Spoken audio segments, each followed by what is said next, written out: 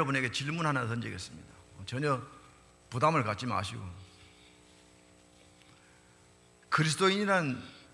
크리스찬이라는 게 성경에 몇 번 나올까요? 제가 답을 알려 드릴까요? 3세판입니다. 몇 번이죠? 3번 나옵니다. 성경 전체에서 그리스도인이라는 단어가 3번 나옵니다. 당연하게 구약에는 나오지 않죠. 신약에만 나옵니다. 그러나 신약 성경 가운데서도 복음서에는 전혀 언급이 없습니다. 사도행전에 2번 나오고, 그리고 오늘 이 본문 말씀의 마지막 절인 베드로전서 4장 16절에 나옵니다. 사도행전 11장 26절에 보시면 만남에 안디옥에 데리고 와서 둘이 교회에 1년간 모여 있어 큰 무리를 가르쳤고, 제자들이 안디옥에서 비로소 그리스도인이라 일컬음을 받게 되었더라. 여러분, 비로소라는 말이 무슨 말입니까? 최초라는 말 아닙니까? 처음으로 안디옥에서 크리스찬이라는 이름이 불려졌습니다. 역사 이래 처음으로 이 사람들이 예수 그리스도에 속한 사람이라는 말을 듣기 시작했습니다. 두 번째 나오는 것은 사도 바울이 아그리빠 왕에게 복음을 전합니다. 사도행전 26장 28절에 보시면 아그리빠가 바울에게 이르되 내가 적은 말로 나를 권하여 그리스도인이 되게 하려 하는도다 라는 말이 나옵니다. 그리고 오늘 본문 말씀 마지막 절인 16절에 크리스찬이라는 말씀이 나옵니다. 이것도 고난받는 상황에 그리스도인이라는 말을 사용하고 있습니다.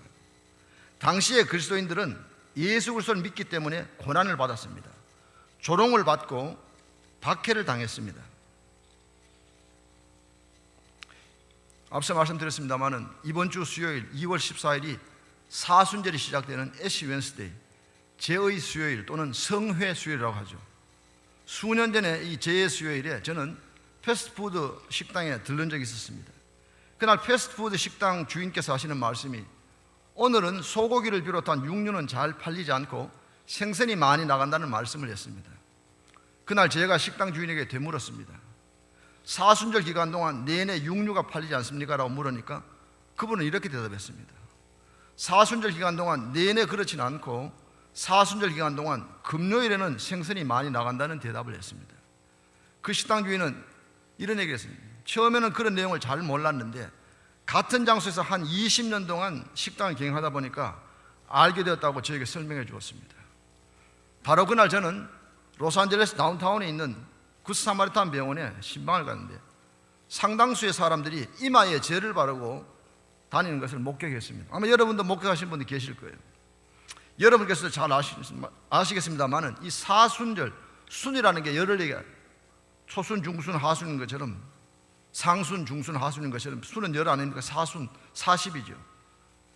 그러나 정확하게 말하면 부활전 40일이 아니라 성회 수요일로 시작해서 주일 6번을 합친 46일간의 기간이 바로 부활절입니다. 바야흐로 우리는 이번 주 수요일로부터 사순절이 시작되는 시점에 놓여 있습니다. 텍사스 휴스턴의 감리교회 목사였던 찰스 알렌 목사님이 평소에 존경하던 한 목사님을 찾아가서 이야기를 하는 중에 한 가지 질문을 던졌습니다. 목사님께서 성경을 많이 읽으시고 경건하게 사시는 분으로 정평에 나 있는데 그렇게 성경을 많이 읽으시는 가운데 가장 마음에 드는 성경 구절이 무엇입니까? 라고 물었습니다. 그때 그 원로 목사님이 대답을 못하고 망설이시더니 한참 만에 입을 열었습니다.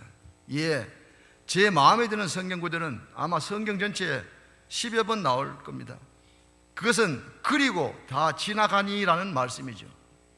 이 말씀을 듣고 찰스 알렌 목사님께서는 크게 실망했습니다. 되물었습니다. 아니 목사님, 성경의 그 많은 말씀 가운데 그리고 다 지나가리라는 말씀이 마음에 드신다고요? 그때 그 원로 목사님이 이렇게 말씀하셨습니다. 예, 제 생각에는 이보다 더 큰 도움이 되는 말씀이 없어요. 저는 이제 오래 살아서 다 지나가리라는 말씀의 의미와 그것이 얼마나 사실인가를 잘 압니다. 인생의 모든 것이 지나갑니다.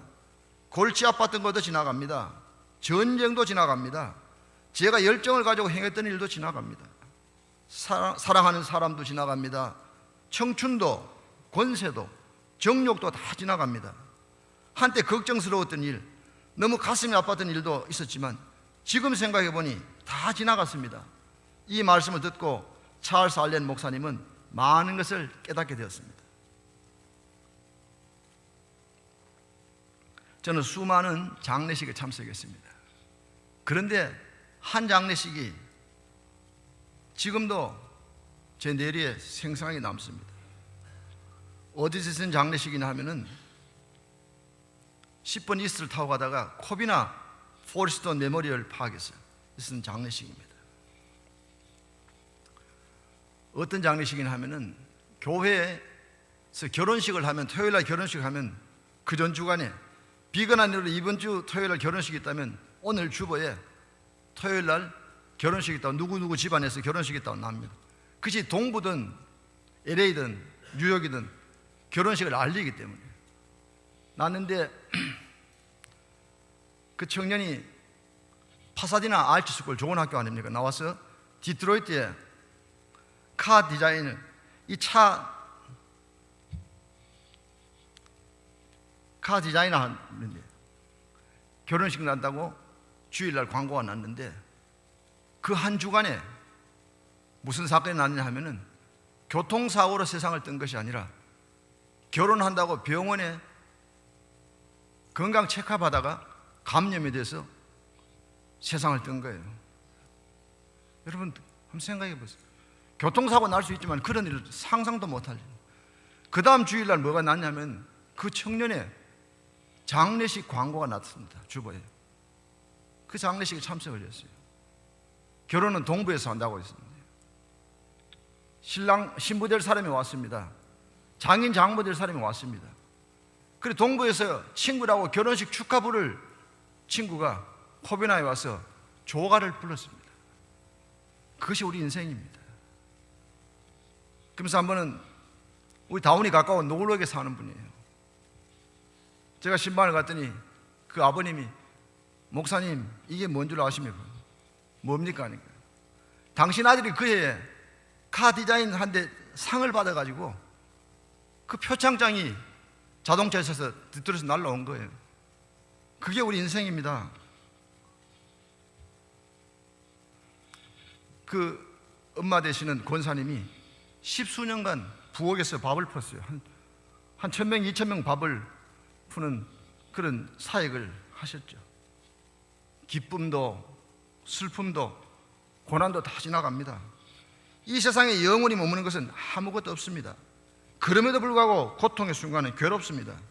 고난은 너무나도 힘들고 어렵습니다. 다윗은 자신이 당하는 고난이 얼마나 힘이 들었든지 시편 18편 4절에 사망의 줄이 나를 얽고 불의의 창수가 나를 두렵게 하였으며 스올의 줄이 나를 두르고 사망의 올무가 내게 이르렀도다. 고난은 우리의 인생을 힘들게 합니다. 그러나 지나갑니다. 그럼에도 불구하고 고난이 엄존한다는 사실은 그 누구도 부인할 수 없습니다.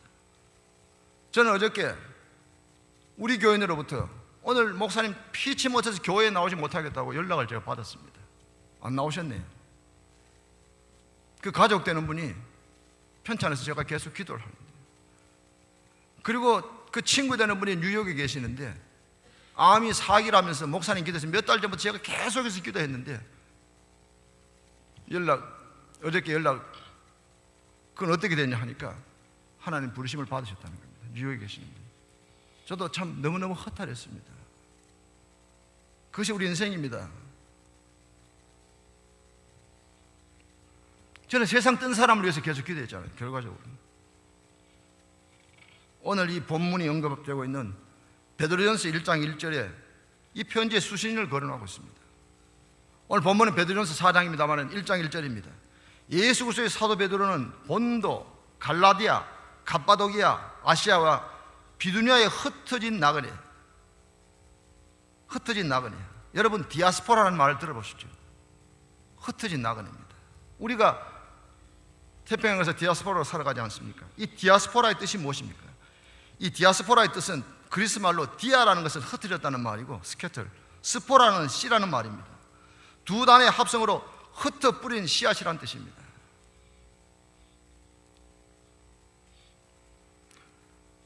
러시아가 아니고 소련 사람이죠. 소련 사람들이 바로 우리 조선족을, 블라디보스토크에 있는 조선족을 1937년인가 우즈베키스탄 그쪽에 그냥 열차께서 떨어뜨려 놓고 그냥 가버렸잖아요. 바로 흩어지는 거예요. 꽃이가 바람을 따라 사방으로 흩어지듯 한민족이 본래 영토에 살지 못하고 정치적, 경제적, 사회적인 이유로 인해서 어쩔 수 없이 고국을 떠나 외국 땅에서 흩어져 사는 사람들을 의미합니다. 이들이 왜 흩어진 나간이 됐을까요? 이들이 예수를 믿음으로 박해를 받아 흩어졌습니다. 신앙의 정결을 지키기 위해서 순결을 각오하던 사람들이었습니다. 사랑하는 성도님들, 이북에서 피난오신 분들은 특히 잘 아시지 않습니까? 실감나지 않습니까? 동양의 예루살렘으로 불리는 곳이 바로 평양입니다. 저는 그 장로의 신학교를 나왔습니다. 대학을 나왔습니다. 우리 담임 목사님도 거기 나오셨죠. 이 학교의 본래 이름이 평양신학교입니다. 동양의 예루살렘으로 불리던 평양과 기독교인 천하였던 평북선천 잘 아시죠? 평북선천이 지금은 어떻게 되었습니까? 왜 이북에서 남쪽으로 남하하셨습니까? 제가 다닌 교회는 이북 출신 교인들로 가득 차다시피 했다고 과언이 아닐 정도였습니다. 왜? 영적으로 잠자고 있는 남쪽 사람들을 끼운 거예요. 제가 세례받은 목사님은 이북서 사모님과 자녀를 다 두고 남하하셔서 평생을 홀로 사신 목사님이시고, 그 담임 목사님 밑에서 부목사를 지내신 분이 김경영이라는 목사님입니다. 아마 여기 김경영 목사님 아시는 분 많을 거예요. 로스앤젤레스에서 오래 사신 분들은 김경영 목사님에 대해서 많이 아실 겁니다.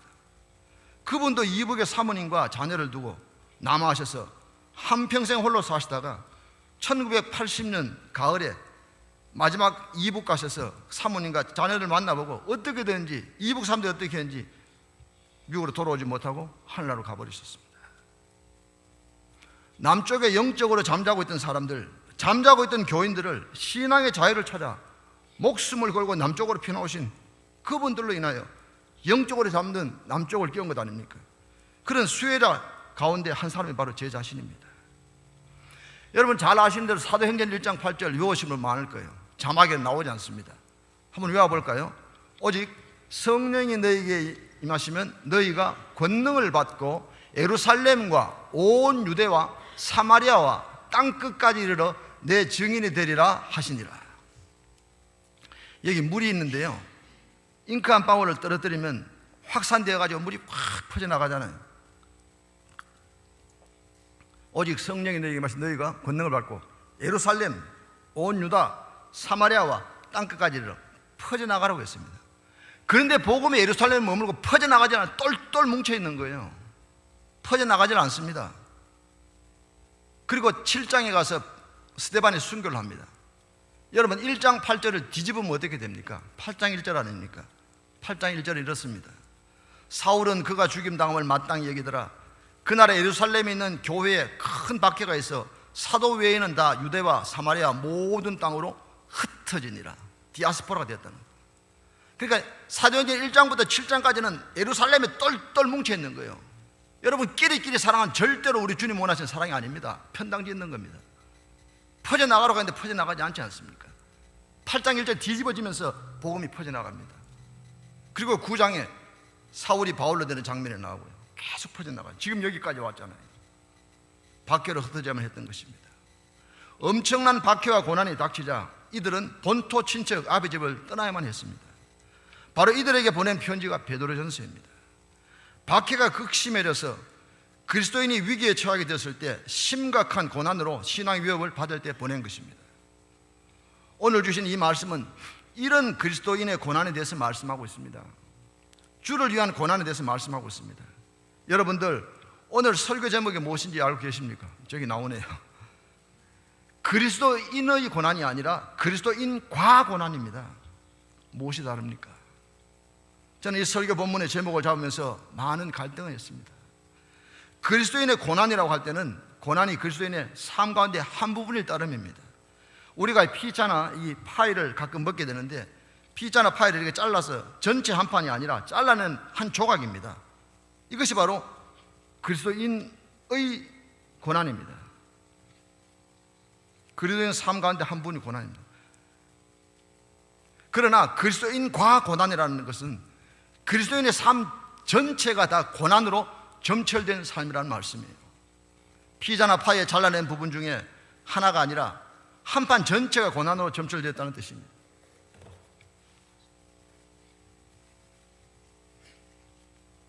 그래서 저는 이 본문 말씀을 통해 설교 제목을 그리스도인 과고난으로 정했습니다. 한 부분이 아니라 우리의 삶 전체가, 그리스도인이 따르고 지향하는 예수의 삶 전체가 고난으로 점철된다는 말씀이에요. 사복음서 가운데 가장 짧은 복음이 마가복음입니다. 마가복음은 16장으로 되어 있습니다. 비근하로 마태복음은 28장으로 되어 있는데요, 마가복음이 가장 짧고, 마태복음은 종으로 오신 그리스도입니다. 그러나 마태복음은 왕으로 오신 그리스도입니다. 그런가 하면 마가복음은 종으로 오신 그리스도입니다.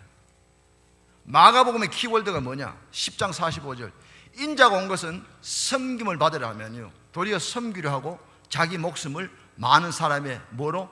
대속물로 주라 하십니다. 종으로 오신 그리스도, 죽으러 오신 분이에요.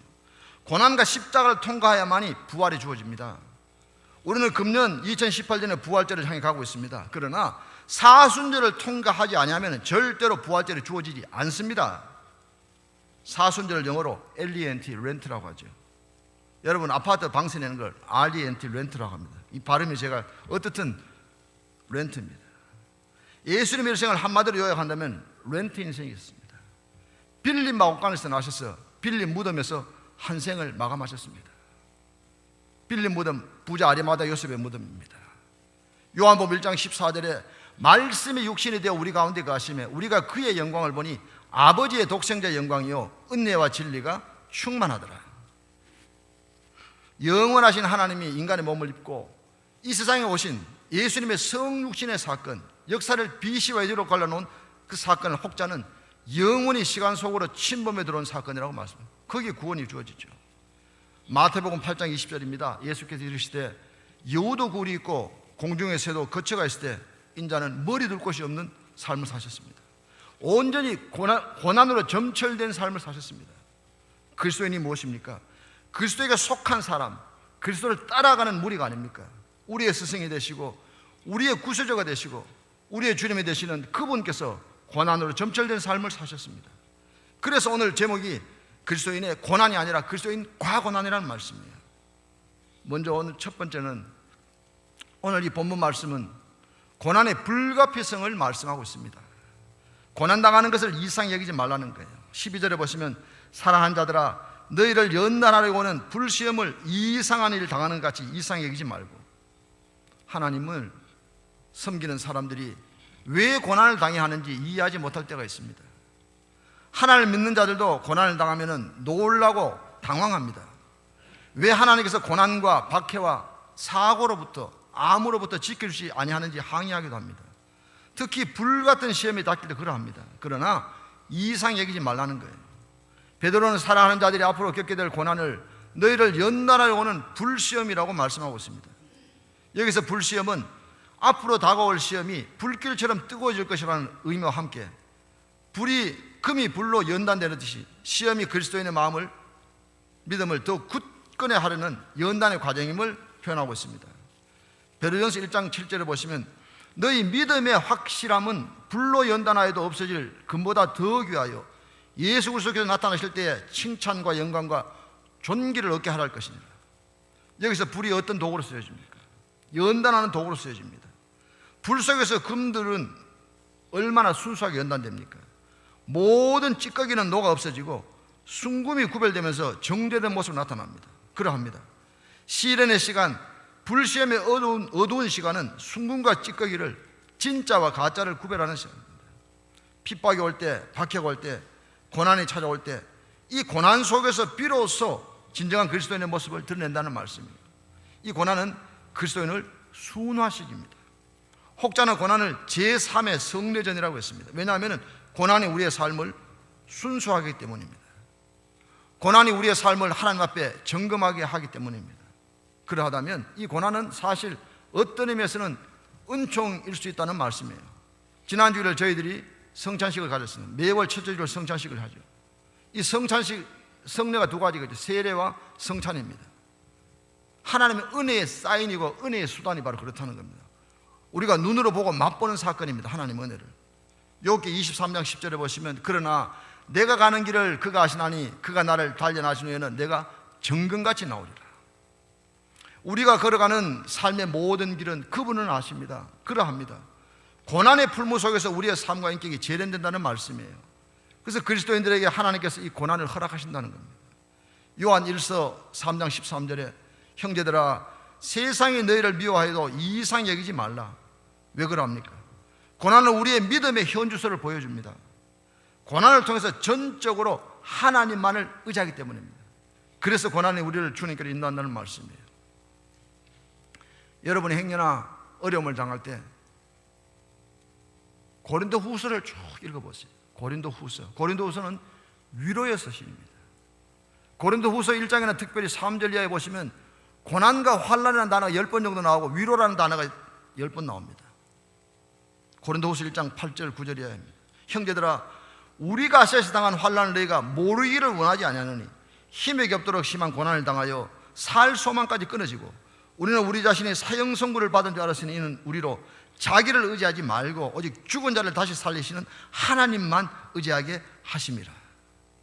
내 평생 소원 이것뿐 주의 일 하다가 이 세상 이별하는 날 주 앞에 가리라. 불같은 시험 많으나 겁내지 맙시다. 구주에 걷는 그 신이 이기고 남겠네. 두 번째는 고난에 참여하는 것으로 즐거워하라고 말씀하고 있습니다. 13절 우리 나오면 같이 한번 읽어볼까요? 자막이 13절입니다. 같이 읽어보죠. 오히려 너희가 그리스도의 고난에 참여하는 것으로 즐거워하라. 이는 그의 영광을 나타내실 때에 너희로 즐거워하고 기뻐하게 하려 함이라. 그리스도인인 내가 고난을 당하면 그리스도의 고난에 참여한다는 말씀입니다. 우리가 고난 중에서도 즐거워할 수 있는 이유는 그리스도의 고난에 참여하기 때문입니다. 고난 그 자체를 즐거워하라는 것이 아닙니다. 고난 그 자체가 위대한 것은 절대로 아닙니다. 고난 그 자체는 마음에 드는 것이 결코 아니죠. 그것은 아픈 것입니다. 고통스러운 것입니다. 그러나 이것이 예수님을 위한 고난이기 때문에 또 그분의 고난에 동참하는 것이기 때문에 우리가 기뻐할 수 있다고 사도 베드로는 말씀하고 있습니다. 사랑하는 성도님들, 주님의 고난은 사실 어떠한 고난입니까?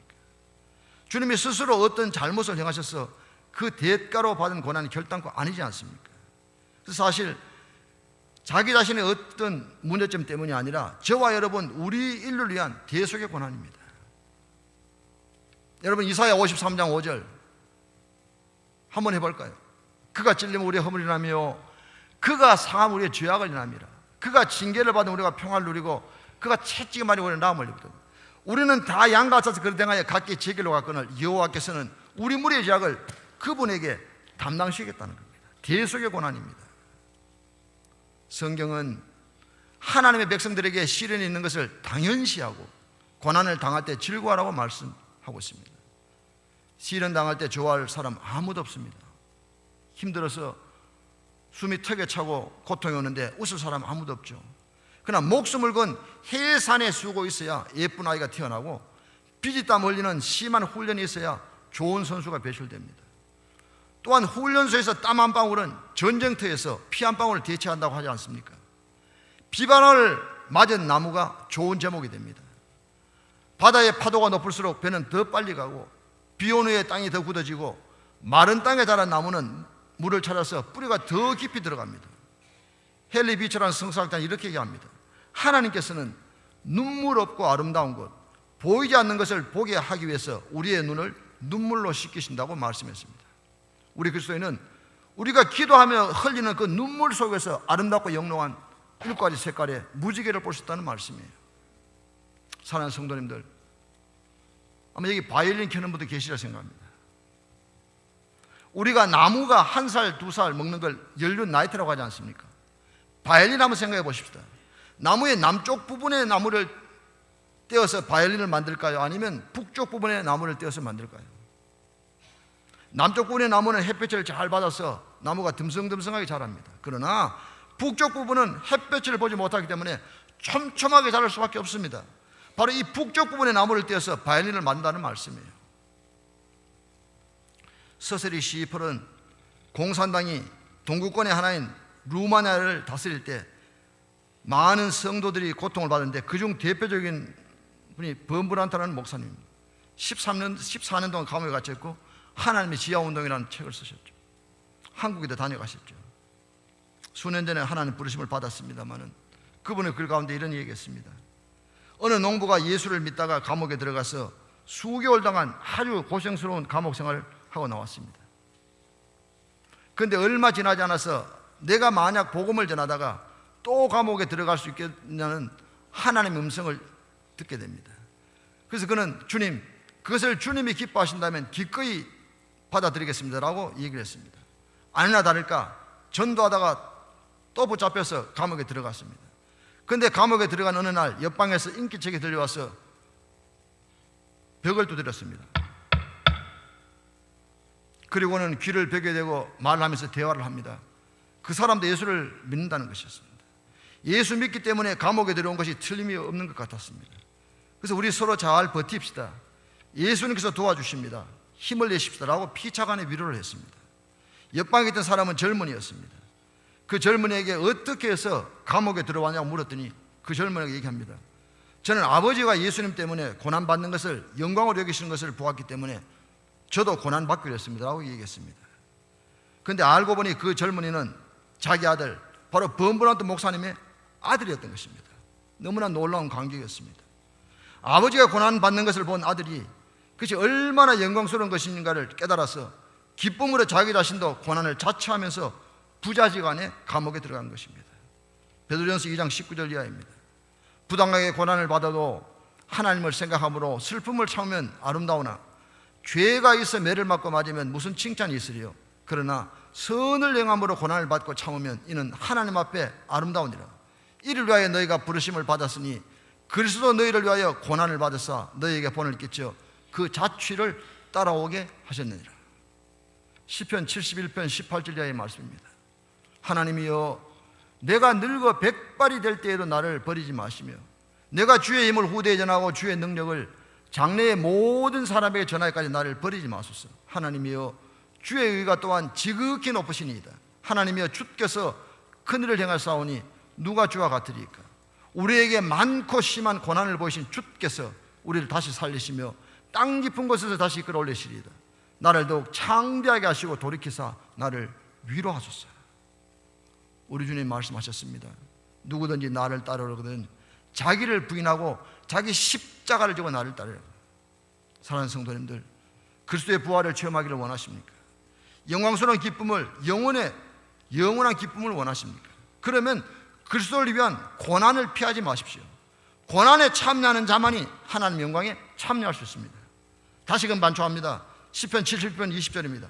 우리에게 많고 심한 고난을 보이신 주께서 우리를 다시 살리시며 땅 깊은 곳에서 이끌어 올리신다고. 바로 우리 기독교는 십자가 부활로 되어 있으면 두 기둥이 있습니다. 바로 이 시편 71편 20절이 십자가 부활이 다 있다는 말씀이에요.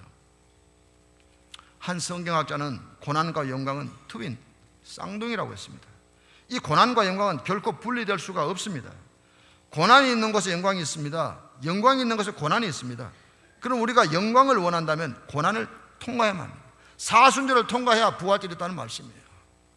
우리는 모두 영광을 바라면서도 고난을 피하기를 원치 않지 않습니다. 고난과 영광은 함께 온다는 사실을 꼭 명심하시기 바랍니다. 저를 좀 따라해 주시기 바랍니다. No cross, no crown, no cross, no resurrection. 십자가 없으면 면류관도 없고 십자가 없으면 부활도 없다는 말씀입니다.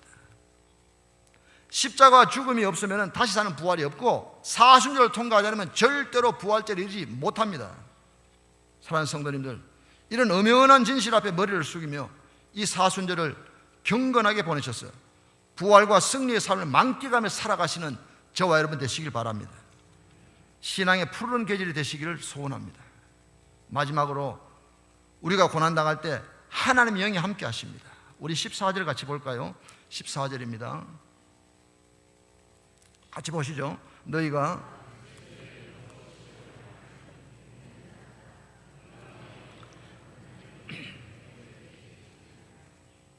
고난당할 때 성령님이 함께 하십니다. 초대교회 성도들이 어떻게 용감하고 담대하게 행동할 수 있습니까? 그 비결이 무엇입니까? 오직 하나, 주님의 영, 영광의 영, 하나님의 영이 함께 있기 때문입니다. 영광의 영, 곧 하나님의 영이 너희 위에 계십니다. 영광의 영이 우리 위에 있다는 이 표현은 이스라엘 사람들에게서는 낯익은 표현입니다. 구약 성경에 보시면은 산 위에 하나님의 영광이 머물렀습니다. 장막 위에 하나님의 영광이 머물렀다는 표현이 있는데, 이 아브라함의 영광스러운 임재를 세키나라고 하는데, 혹시나 여러분 크루스웨이라는 성경 공부하신 분 계신지 모르겠습니다만, 이게 바로 세키나가 크루스웨이 성경의 포커스입니다. 세키나는 구약의 성막에 임재했던 불기둥을 보고 한 말에서 유래했습니다. 영광의 영, 하나님의 거룩하고 찬란하고 아름다운 빛 가운데서 역사하시는 이 성령님의 거룩하신 임재가 고난을 받는 그리스도인에게 함께 하신다는 것입니다. 고난은 아픈 것이지만 고난 속에 위로는 참으로 큰 것입니다. 지금부터 27년, 28년 전 1991년의 얘기입니다. 1991년의 얘기입니다.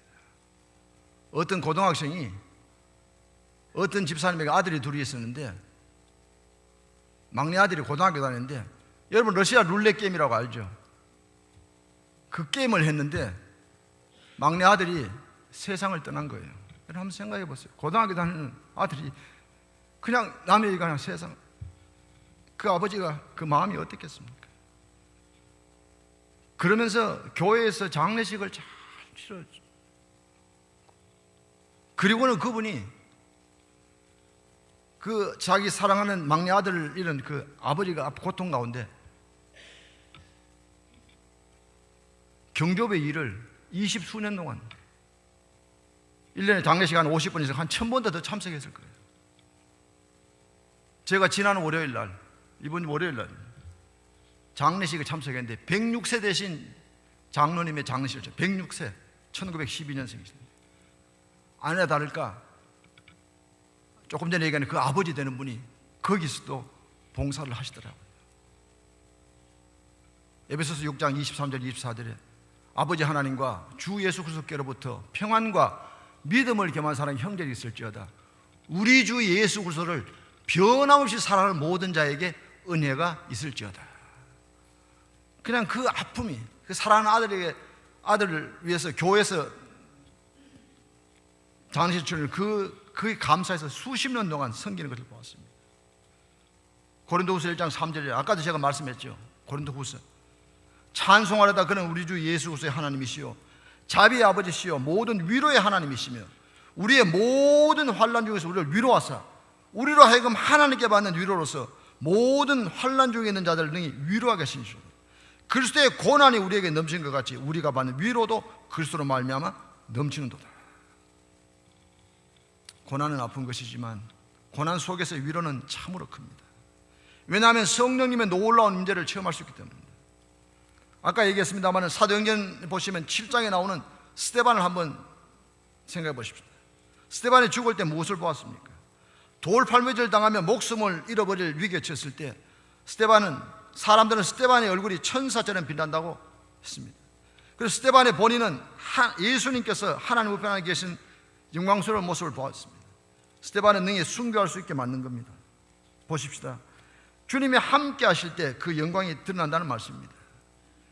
하나님의 함께 하심으로 천사의 아름다운 모습이 스데반의 얼굴을 통해서 빛나고 있는 장면들을 볼 수 있습니다. 스데반의 시선은 하나님 우편에 계신 영광스러운 주님을 보았습니다. 그 주님이 자기를 맞이하기 위해서 팔을 벌리시고 서 있는 광경을 보았을 때 자기를 향해 돌파면전하는 그들을 용서하며 거룩한 순교의 자리로 나왔습니다. 그러합니다. 그러니까 우리는 고난 중에서도 기뻐할 수 있다는 말씀이에요. 고난 중에서 우리는 성령님의 특별한 임재를 체험할 수 있습니다. 마태복음 5장 10절입니다. 의를 위하여 박해를 받은 자는 복이 있나니 천국이 저의 것이며. 우리가 고난을 받을 때 주님의 영, 하나님의 영, 성령님이 동행하심을 꼭 믿으시기 바랍니다. 전라북도 고창군에서 있었던 얘기입니다. 실화입니다. 가난한 시골 교회를 섬기다가 영양실조로 병들어 죽은 전도사가 있습니다. 그는 신학교를 다니지 않았으나 사명감에 불타 열심히 기도하고 전도하며 교회는 크게 부흥되었습니다. 아마 여러분 아시아 생각합니다만 침례교는 신학교 다니는 것과 관계없이 교회에서 목사를 세우면 목사가 됩니다. 침례교는 제도가 그렇습니다. 그러다 보면 신학교는 나중에 들어가게 되는데 어떻든 제도는 그렇습니다. 그는 신학교를 다니지 않았으나 사명감에 불타 열심히 기도하고 전도하며 교회는 크게 부흥이 되었습니다. 그러자 교인들은 이제 목사님을 모셔야겠으니 전도사님은 떠나가라는 것이었습니다. 쉽게 말하면 필요 없다는 것입니다. 결과적으로 그는 교회를 부흥시킨 것 때문에 아이러니컬하게도 쫓겨나야 했습니다. 이제는 전도사가 아니라 목사가 필요하다는 말씀입니다. 그는 눈물을 흘리면서 떠나야만 했습니다. 그 몇 교회를 전전하면서 남모르게 고생하다가 그만 병들어 죽었습니다. 전도사님과 함께 고생을 하다가 홀로 남게 된 이 사모와 어린 자녀들이 상녀를 부둥켜 안고 어린 자식들은 의하라고 나만 홀로 두고 가시오 하며 통곡하는 울음소리에 산천이 울고 동네 사람들과 참석한 모든 사람들이 다 울었습니다. 당신은 복음을 전하면서 남몰래 굶고 헐벗고 이제 병들어 죽었으니 이 슬픔 뭐라고 말하려 하면서 울 때 하늘에서 한 줄기 빛이 임하더니 뒤산 장지까지 빛으로 연결되었습니다. 이것을 본 사모는 눈물을 그치고 여보 잘 가시오. 영광스러운 빛이 인도하시니 땅에서는 고생하였으나 당신을 영광 가운데서 인도하는 천국의 광명한 빛을 보니 강격할 뿐이요 하며 영광의 찬송을 불렀습니다. 하늘 가는 밝은 길이 내 앞에 있으니 슬픈 일을 많이 보고 늘 고생하여도 하늘 영광 밝음이 어두운 군을 헤치니 예수 공로 의지하여 항상 빛을 보도다. 내가 천성 바라보고 가까이 왔으니 아버지 영광 집에 나 쉬고 싶도다. 나는 부족하여도 영접하실 터이니 하늘나라 계신 임금 우리 구주 예수라. 이 찬송을 힘차게 눈물과 강에서 부르면서 빛을 따라 뒤산 장지로 따라갔습니다.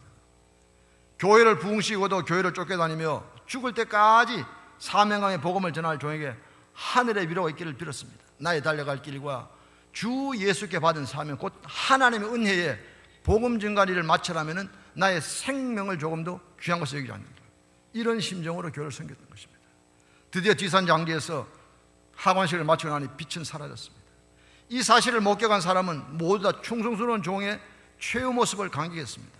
사도 바울은 로마서 8장 17절에 자녀이면 또한 상속자 곧 하나님의 상속자요 그리스도와 함께한 상속자니 우리가 그와 함께 영광을 받기 위하여 고난도 함께 받아야 할 것이니라.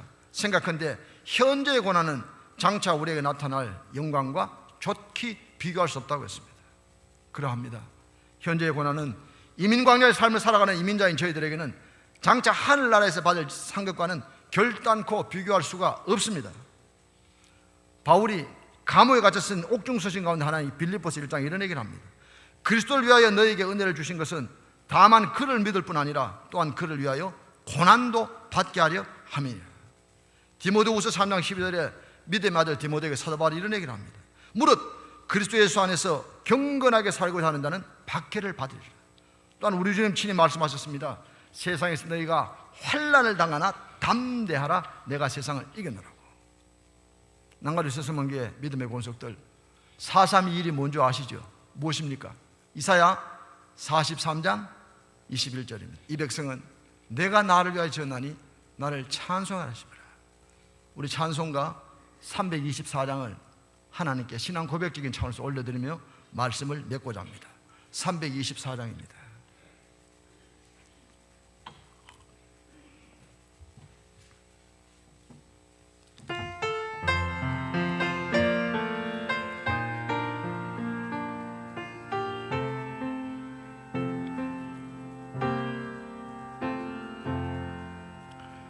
예수 나를 오라 하네.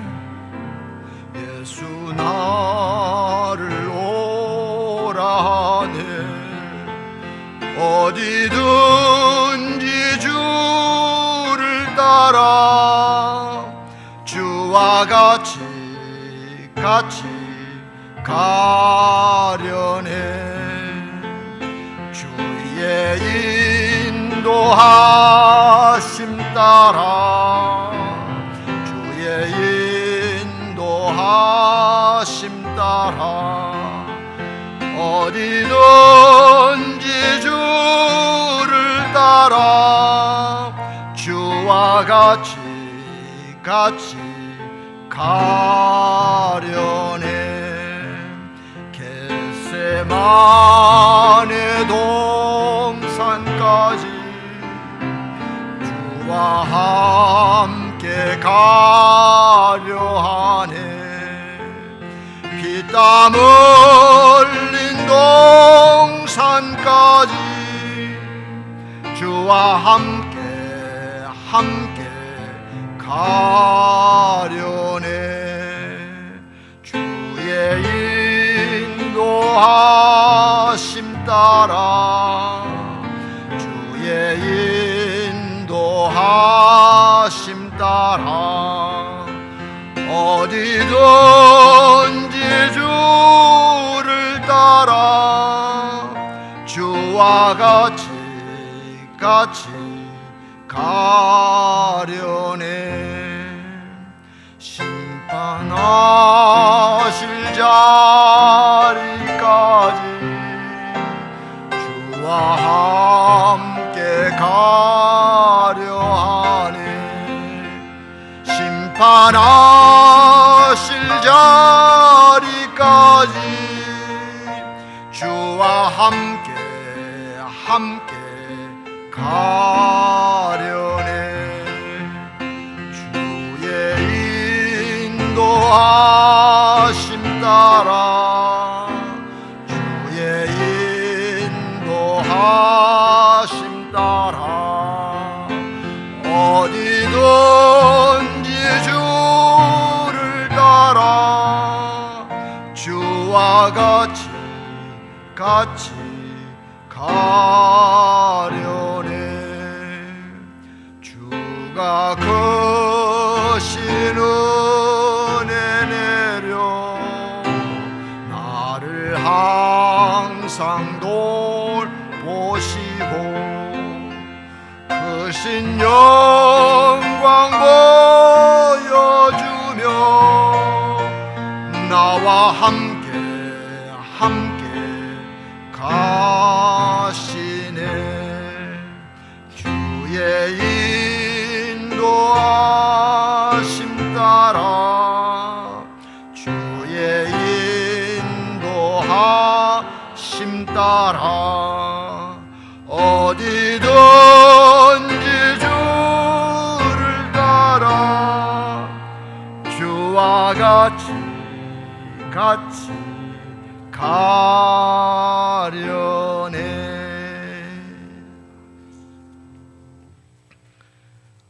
하나님 아버지,